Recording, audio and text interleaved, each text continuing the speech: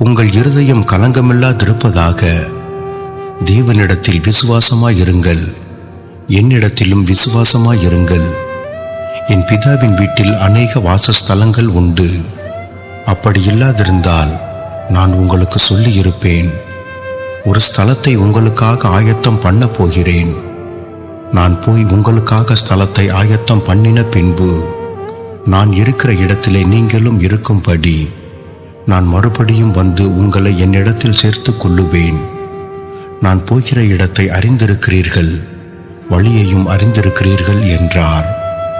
தோமா அவரை நோக்கி, ஆண்டவரே, நீர் போகிற இடத்தை அறியோமே, வழியை நாங்கள் எப்படி அறிவோம் என்றான்.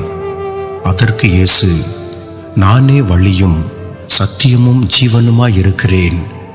என்னாலே அல்லாமல் ஒருவனும் பிதாவினிடத்தில் வரான்.